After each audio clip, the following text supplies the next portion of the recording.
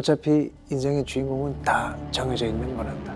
개, 돼지로 생각하면서 자기 비서를 폭행하는. 일자리를 얻지 못하게 만들고 나중에 결국은 자살까지 하게 됩니다.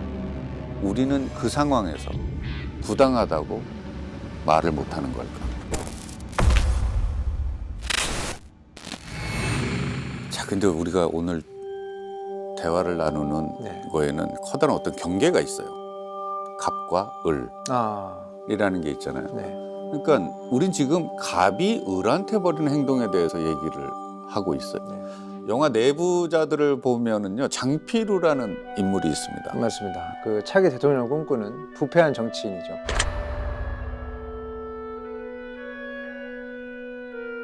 국민을 개, 돼지로 생각하면서 정재계를 자기 마음대로 쥐락펴락하는 인물들이 나오죠. 많은 사람들 앞에서는 우리가 하나가 되어야 된다 얘기하는데 정작 뒤에서는 자기 비서를 폭행하는 갑질하는 캐릭터잖아요. 맞습니다. 그 사우나 장면 생각나네요. 예, 딱 재질이 진짜 갑질 캐릭터였죠. 어차피 인생의 주인공은 다 정해져 있는 거란다. 그러니까 넌 내 뒤에서 평생 똥이나 좀 닦아줘. 이종리, 오케이? 뭐 이런 대사가 있었죠. 씁쓸한 대사다.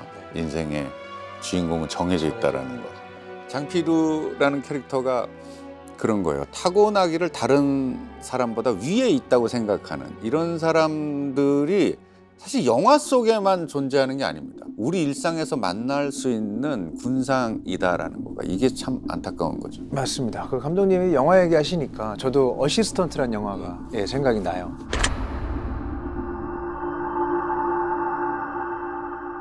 영화계에 존재하는 갑질을 영화사 보조 직원으로 일하게 된 죄인과 그 대표로 보여주거든요. 사실 그 영화 속에서 막 직접적인 묘사는 없지만 여주인공이 느끼는 어떤 불안함 이런 게 굉장히 현실감 있게 표현이 됐죠. 네, 영화 속 대표가 어느 날 업무와 상관없는 젊고 예쁜 여성을 고용하면서 죄인이 불안해해요. 근데 저는 여기서 의문점이 생기더라고요. 온갖 부당한 대우를 받는 와중인데도 대표를 나쁘게 생각하는 게 아니라 오히려 인정받고 싶어 하는 거예요. 그냥 나오든가 한마디 그냥 진짜 내일은 없어 이러고 한번 세게 한번 지르던가. 근데 한 박자 쉬고 생각을 해보면 저게 진짜 그냥 우리 사는 모습이구나 싶더라고요. 여성분들은 이런 갑질을 겪을 수 있겠구나.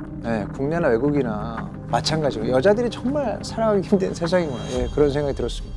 급판에 있지 않는 이상 정확히 알 수는 없다 쳐도 누구든 공감할 수밖에 없는 직장의 세계라는 게 있죠. 밥벌이 애하는 누구에게도 있는 거잖아요. 그렇죠.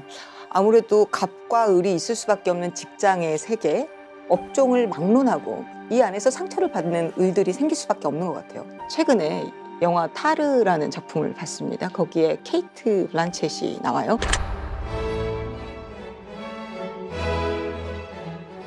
그 베를린 필하모니 오케스트라의 지휘자로 나오는데 이 지휘자가 생각보다 굉장히 많은 권리를 가지고 있어요. 연주자 중에서 마음에 들지 않는 사람 혹은 좀 실력이 부족하다고 본인이 생각하는 사람을 해고시킬 수도 있고 혹은 누군가를 임명해서 부지휘자로 승격시킬 수도 있고 그런데 이 케이트 블란쳇이 어떤 짓을 하냐면 본인하고 관계가 있었던 젊은 25세의 여자 지휘자에 대한 평판을 굉장히 나쁘게 퍼뜨려요. 그래서 이 지휘자가 일자리를 얻지 못하게 만들고 나중에 결국은 자살까지 하게 됩니다. 근데 아주 강압적이고 폭력적이었냐? 그렇지 않아요. 아주 우아하고 고매하고 그렇지만 사람을 옴짝달싹 못하게 하는 거는 피해자 입장에서는 동일한 상처거든요. 실질적으로 본인은 이 정도는 뭐 아무것도 아니지라고 생각할 수 있겠지만 피해자한테는 동일한 상처가 될 수 있다는 거죠. 폭력적으로 갑질을 하던 우아하게 갑질을 하던 갑질을 하면 안 되는 겁니다. 맞아요. 네. 언제까지나 복불복처럼 갑질하는 상사가 걸리지 않도록 기도를 하면서 살 수는 없는 겁니다. 어떻게 하면 사회에 만연한 이 갑질 멈출 수 있을까요? 그러니까 어떤 사람이 위에 있는 존재와 밑에 있는 존재라는 어떤 그 구분을 할 수 있을까요? 인간이라는 존재에게.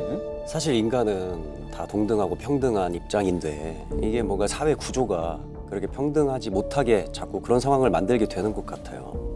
그 성격 아니면 어떤 성향일까요? 아니면 어떤 돈의 문제일까요? 가진 것의 문제일까요?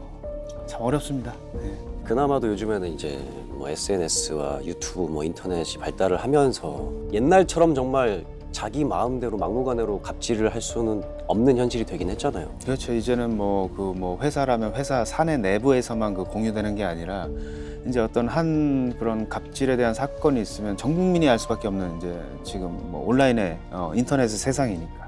갑질 기업이라고 뜨면 바로 기업 이미지가 추락하죠. 그리고 불매 운동까지 하는 경우도 있습니다. 그럼에도 불구하고 이렇게 문제가 될 정도로 갑질을 하는 사람들 도대체 왜 그러는 걸까요?